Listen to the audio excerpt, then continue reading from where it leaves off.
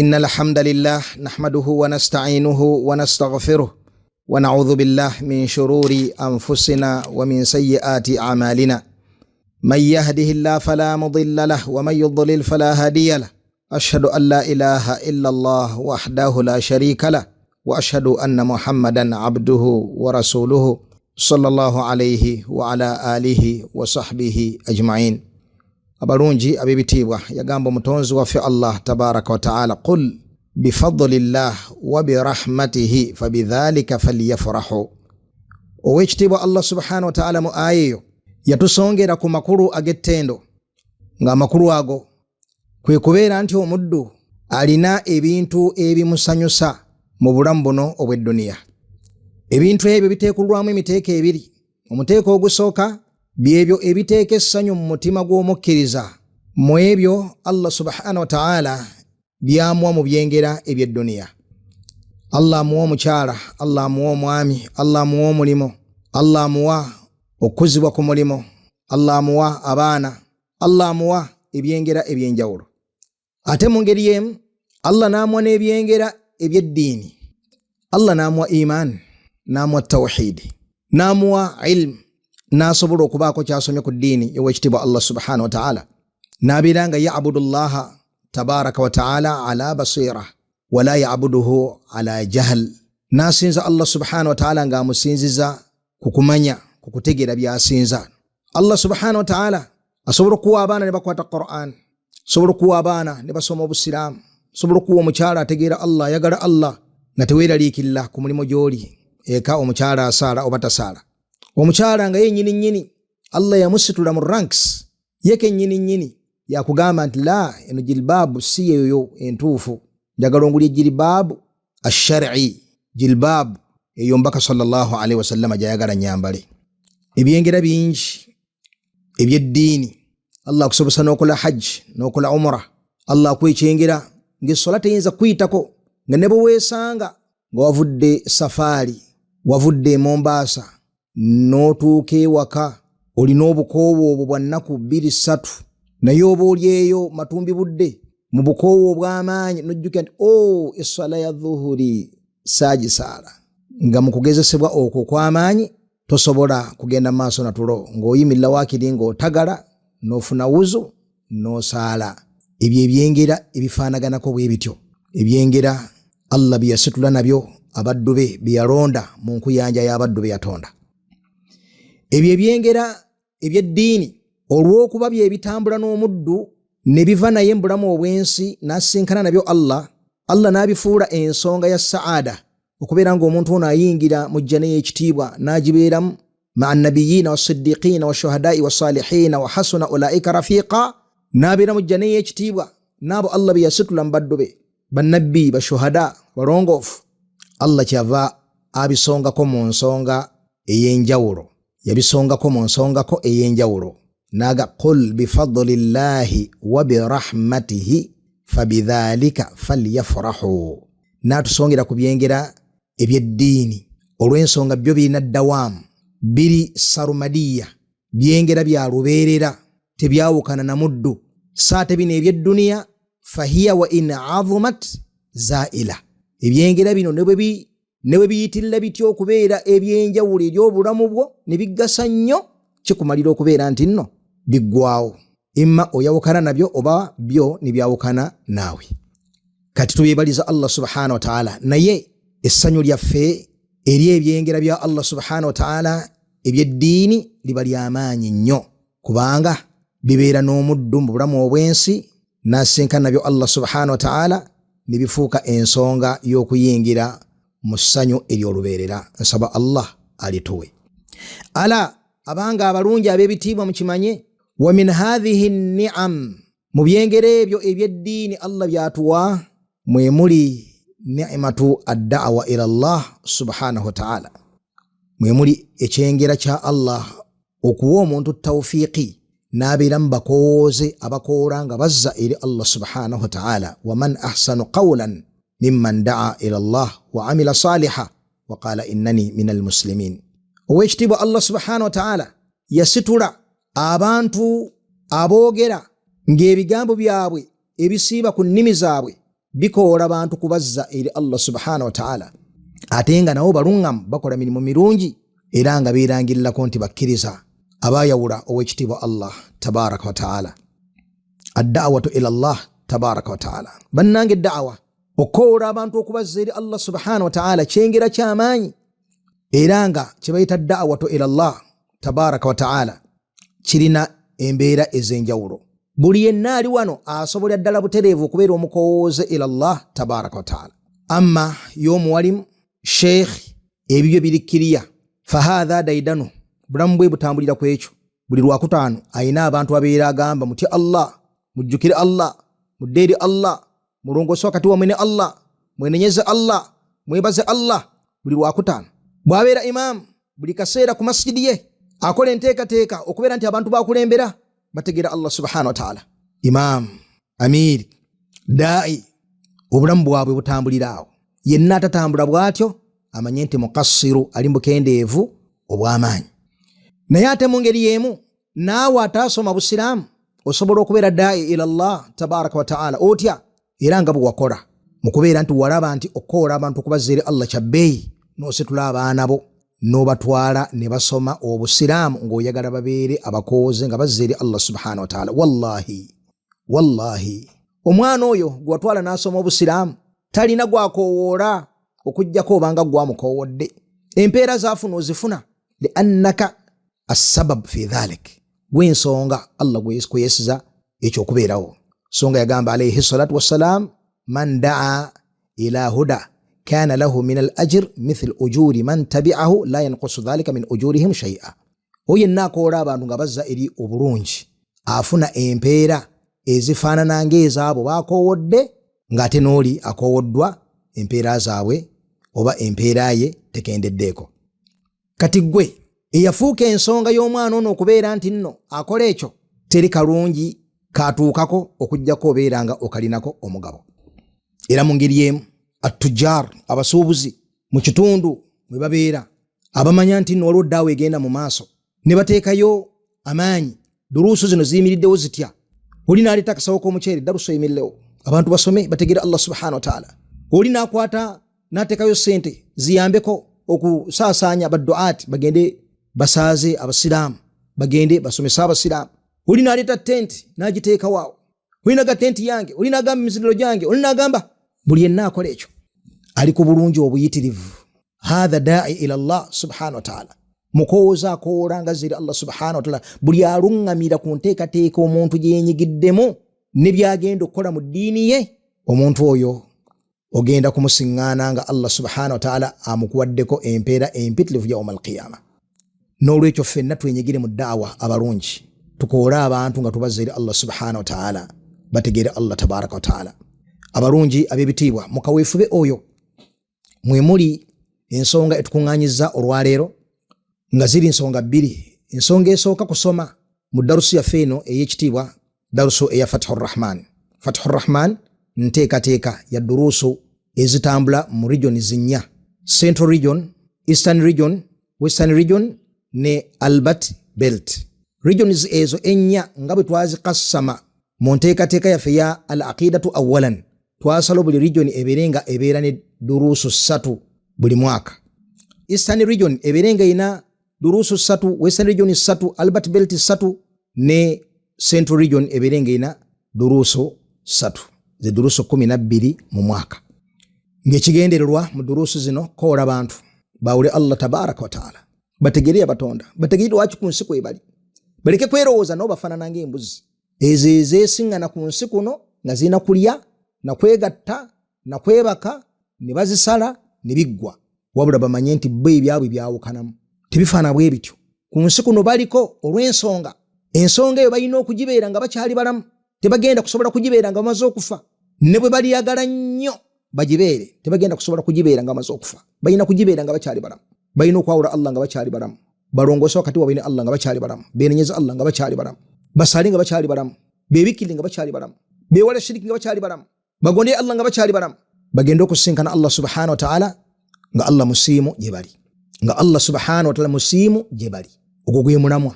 Koola bantu bategeere Allah subhanahu wa ta'ala, bamanye Allah waabwe, bawule Allah waabwe, ate mu ngeri y'emu enteekateeka ya Fatihur Rahman neebaako ekyenjawulo okubeera nti nno essira esinga kuliteeka ku nzikiriza ku kubeera nti abantu tebamenyeka kukola mirimo nga Allah subhanahu wa ta'ala bw'agisazaamu, kubanga ow'ekitiibwa Allah takkiriza ibaadati z'abashiriku ne bwe ziyitirira okubeera ennyingi. Nga bw'okimanyi obulungi nti ow'ekitiibwa Allah subhanahu wa ta'ala yakuŋŋaanya bannabbi 18 mu kifo kimu mu Qur'an mu surati Al-An'am, n'atandika ne Ibrahim alayhi salatu wassalam bwe yagamba watilka hujjatuna atainaha Ibrahima ala qaumihi narfa'u darajatin man nasha, n'alyoka amenya bannabbi abalala 17 ila an dhakara nabiyahu Lutan alayhi salatu wassalam, n'awunzika ne nabbi Lutu alayhi salatu wassalam kyeyava agamba nti walau ashraku la habita anhum ma kanu ya'malun. Bannabbi abo baba kubeera nga baagatta ku Allah ekintu kyonna byonna bye baakola Allah yalibisazzaamu, byonna Allah yalibisazzaamu. Kiki omuntu kyayagala okuwulira mu ddiini ku nsonga eno nga kizito nga kiyingira mangu mu magezi ge okusinga ekintu kino Allah kye yakola mu aya eno. Yakuŋŋaanya bannabbi aya ziri 3 tuzitandikirawo mu 8 mu 83 mu surati Al-An'am. Yakuŋŋaanya bannabbi 18 mu kifo kimu, n'abatenda, n'alaga obusitufu bwabwe, n'alaga enkizo yabwe gye balina gyali tabaraka wa ta'ala. Bwe yali amaliza n'agati walau ashraku ne baba kungattako la habita anhum ma kanu ya'malun, n'alisazizaamu emirimu gyabwe gyonna. Neja Ibrahimu Khalilur Rahman, Imamul Hunafa, Imamul Muwahhidin, Abul Anbiya Ibrahim alayhi salatu wassalam, la habita anhum ma kanu ya'malun. Bannabbi abo bonna emirimu Allah yaligisazizaamu okuviira kujja Ibrahimu okutuuka wansi nga ki Allah kyayagala oteekeko ebirowoozo ku bino. Kikyayagala wano oteekeko ebirowoozo, kikyayagala osike wano. Emirimu gy'abannabbi giba n'ebitendo bibiri, giba mingi nnyo kubanga bibasinga abantu bonna okutya Allah. Ekyokubiri giba mituufu nnyo kubanga gye gisinga okutambulira ku kwagala kwa Allah. Be basomesa abantu enkola y'emirimu entuufu. Fasihatan wa kathra, obungi n'obutuufu tebuliko mpawa ku mirimu gy'abannabbi. Mingi nnyo ate mituufu nnyo. Allah tugamba nti baba kwalula balongo yaligisazizaamu, baba gema nkuba yaligisazizaamu, baba kufuwa mindi ya ddogo yaligisazizaamu, baba kusema baana ziyirizi ne bazesigamira katimadihim ala Allah yaligisazizaamu, baba kuba nambuzi ya lubale ku lujja Allah yaligisazizaamu, baba kuba na bigali wansi wa bitanda Allah yaligisazizaamu, baba kusalya tanuru ejje Allah yaligisazizaamu, baba kusalya emisingi busolya bwa nyumba, baba kweyambula ebisirani mu masaŋŋanzira, baba kugenda mu masabo okunoonyaayo ebirungi oba okwejjako emitawaana, byonna ebyo baba kolako kimu bwe kiti ku ebyo Allah yaligisazizaamu. Kaakati mu ddiini oba okyayagalayo muntu akugambe ki okulaga nti teriiyo mulimu gwonna gw'ogenda kukola nga bw'okola shiriki ogusangeyo mu maaso ga Allah tabaraka wa ta'ala. Nga bannabbi bwe tebafaanana nga Allah agambye omubaka sallallahu alaihi wasallam nti walaqad uhiya ilayka wa ila alladhina min qablik la in ashrakta la yahbatanna 'amaluka wa la takunanna min al-khasirin balillah fa'bud wa kun min ash-shakirin. Allah agambye omubaka Muhammad sallallahu alaihi wasallam la in ashrakta oba kungattako kintu kyonna la yahbatanna 'amaluka emirimu Allah yaligisazizaamu wala takunanna min al-khasirin walibaddemu abo abasiranye balillah fa'bud wa kun min ash-shakirin. Sinza Allah obeere mbaddu abeebaza. Oyo nabbi waffe Allah yalisaza emirimu gya nabbi abagattako Allah. Kati ate nze ayina ennyumba erimu ruumu gye bataggula, kati ate nze ayabye olumbe, kati ate nze agenda mu kiggwa kya walumbe ettanda, kati ate nze bw'abanga nabbi wo khatamul anbiya'i wal mursalin ashraf man wata'a athara alayhi salatu wassalam Allah yalisazamu emirimu gye wati ate gwe munamwa gwa durusu zino za Fatihur Rahman. Kakati abalungi twakyetegereza ne tulaba nti ekituufu abaddu bali ku speedi nnene mu kukola shiriki, n'ekaweefu w'abashiriku mugazi nnyo mu kukola abantu eri okuzikirira, ne districts mpitirivu kweri durusu 3 mu mwaka. Tuli bunaddi districts zonna eziri mu region, ne tugamba nno kaweefu boono wadde ng'alina ebibala byavaamu wa Fatihur Rahman naye tugwana tugende ku regional basis, buli region tugende tusala amagezi babeere nga abantu baayo tukola enteekateeka ebayambako okubeera nga bo bennyini bakola da'wa nga basinziira mu regioni zaabwe be basinga okumanya enzikiriza z'abantu baabwe be basinga okumanya embeera ez'enjawulo eza da'wa eziri mu kitundu kyabwe be basinga okumanya wali obwetaavu obungi basinga okumanya babeere nga bakola kaweefube nga basinziira mu regioni yaabwe. Kakati zino durusu esatu zeegatteko bwegassi zijje buzzi okwegatta ku zino nga kaweefube asiŋŋaaniddwa nga akolebwa. Kwe kubeera nga twafuna ekirowoozo ekyo ekyokubeera nga tutandikira ku kufuna emmotoka eyambeko baganda baffe ba du'aat ab'ebitiibwa okubeera nga bakola da'wa mu bitundu byabwe. Bannange ye emmotoka eyo, emmotoka eya da'wa ezze okubeera nga eyongera amaanyi ku bulungi bwe mubaddeko mu da'wa n'ekaweefube gwe mulina. Allah basiime akkirize. Bannange tetuleese kipya, musiŋŋaaniddwa ku bulungi, musiŋŋaaniddwa mukola da'wa. Abaagala amazima badde basobola okugafuna naye twagadde okwongera amaanyi mu kaweefube oyo okukwasaganyiza awamu. Twasalawo tubeere nga tutandika ne Eastern Region.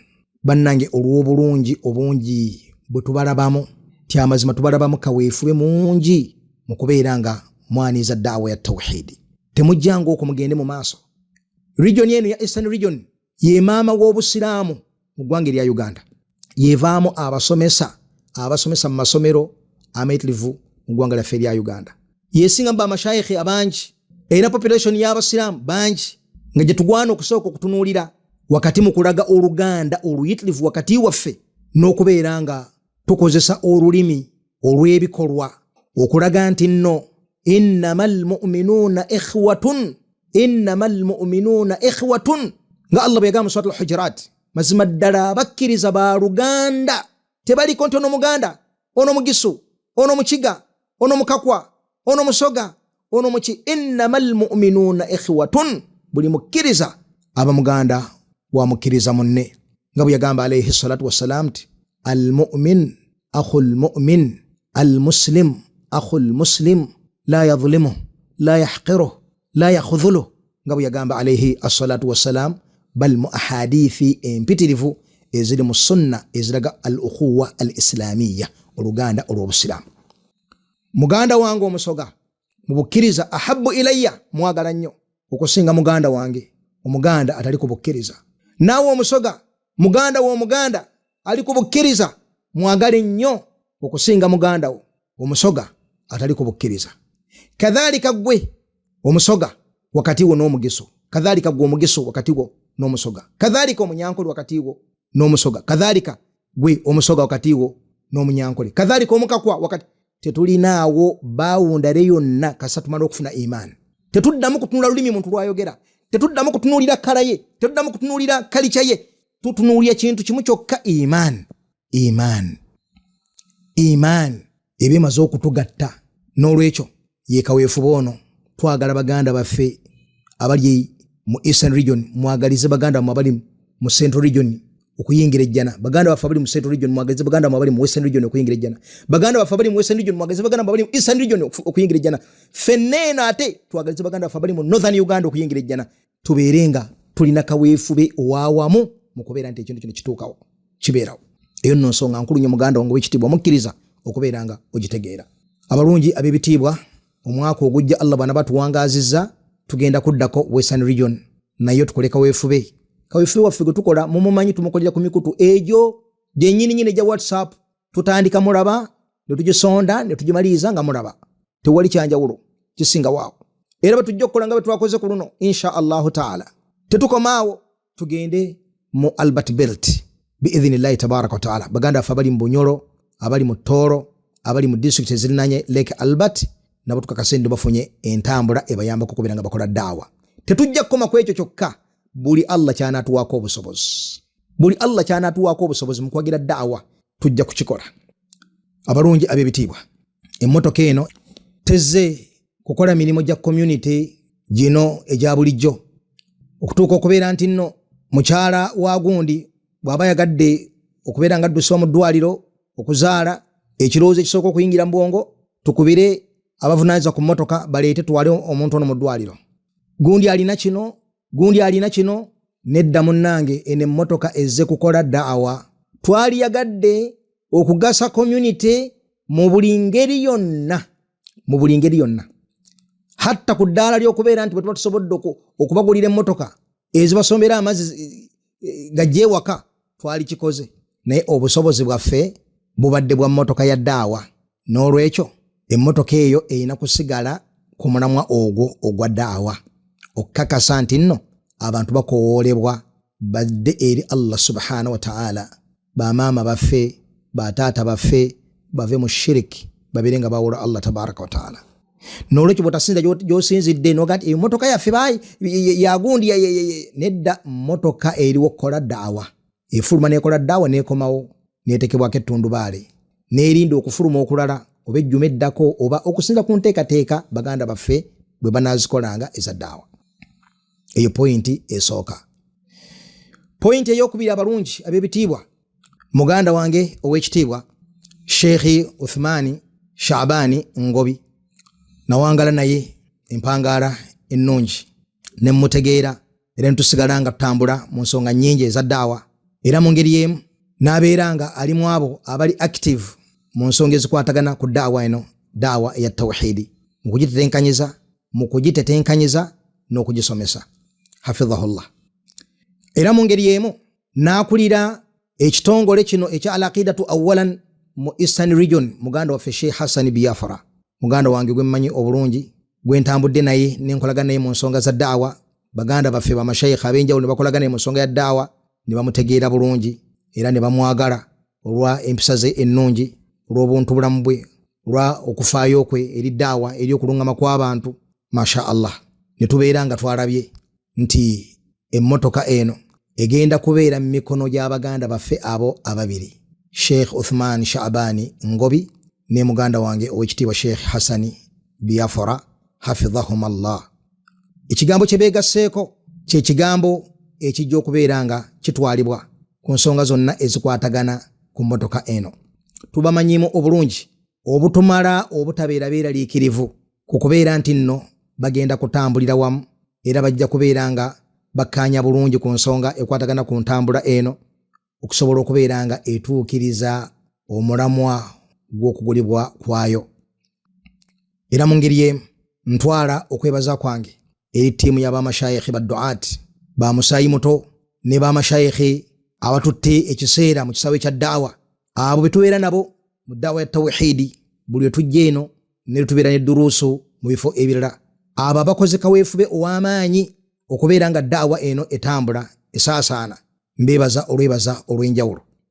Baganda baffe bamashayikhi betutambula nabo mu ddaawa mu nsonga ez'enjawulo n'abalala betamanyi abalina kaweefube ow'enjawulo, nsaba Allah subhanahu wa ta'ala abasiime.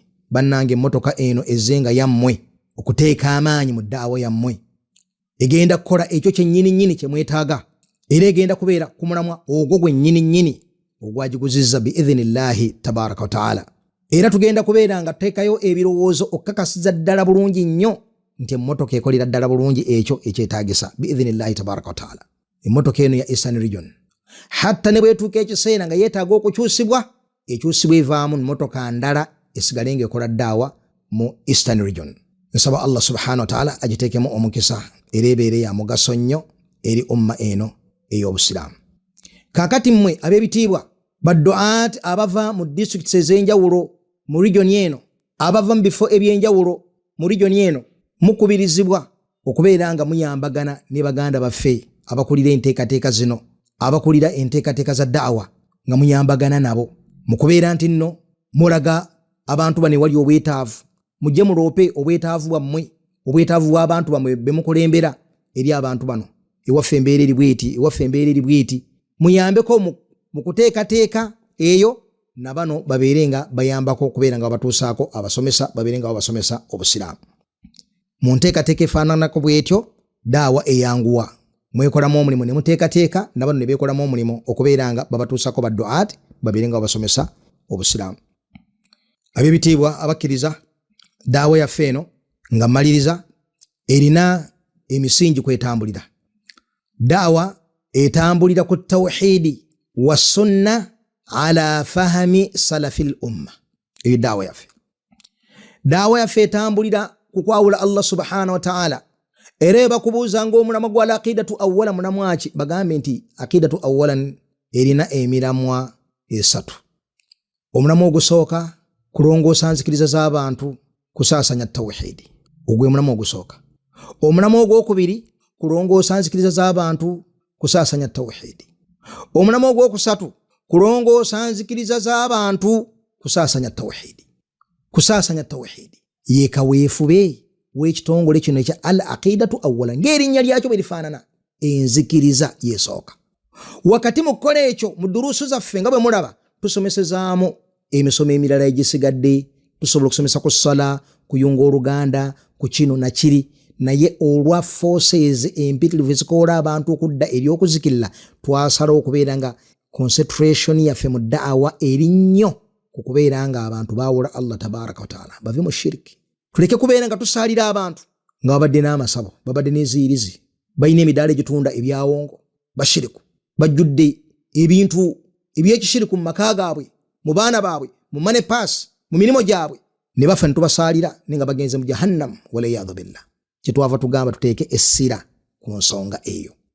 Wakati mu kukola ekyo tawhidi wa sunna ala fahmi salafi l-umma, tulina ensonga ey'okubiri gye twatwala nti nkulu nnyo mu kitongole kino ekya aqidatu awwalan.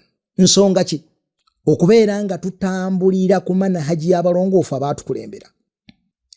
Omuntu yenna atambulira ku manhaji y'abalongoofu abaatukulembera n'agitambulirako mu ntambulirako entuufu, ataasa gavumenti okubeera nti mu ebyo ebirina okubeera mu bajeti yaayo mulimu okubeera nga waliwo bajeti eri waliwo bbali nga yakulondoola basiraamu, ensimbi zigende ku bintu ebirala.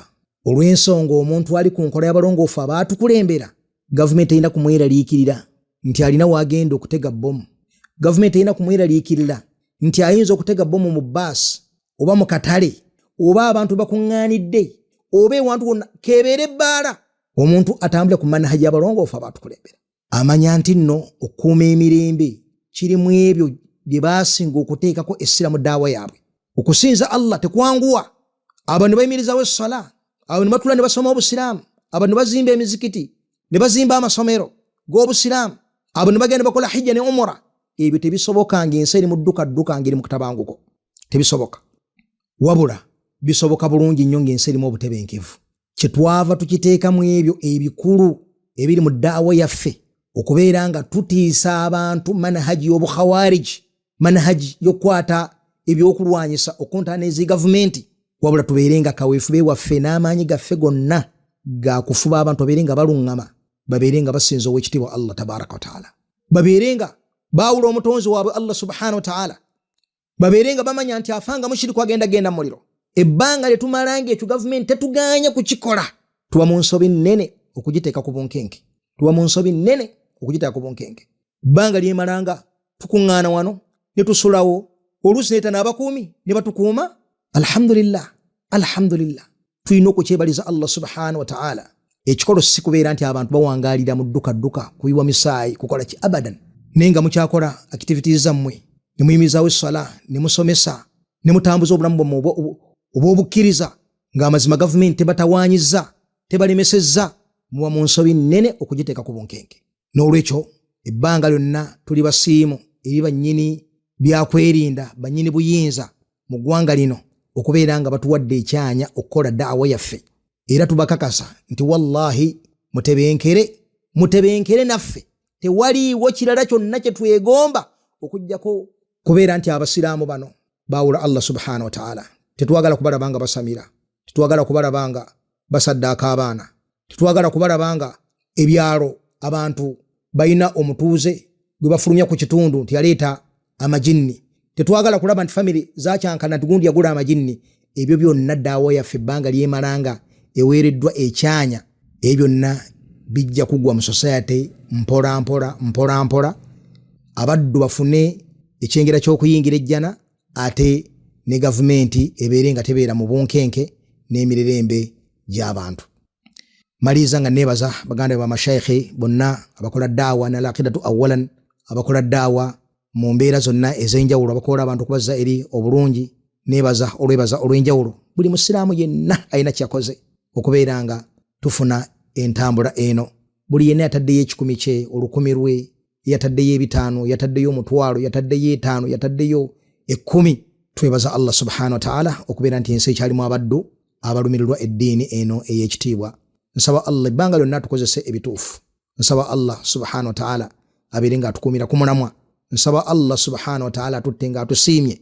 Waffaqallahu al-jamii' lima yuhibbuhu wa yarda walhamdulillahi rabbil alamin.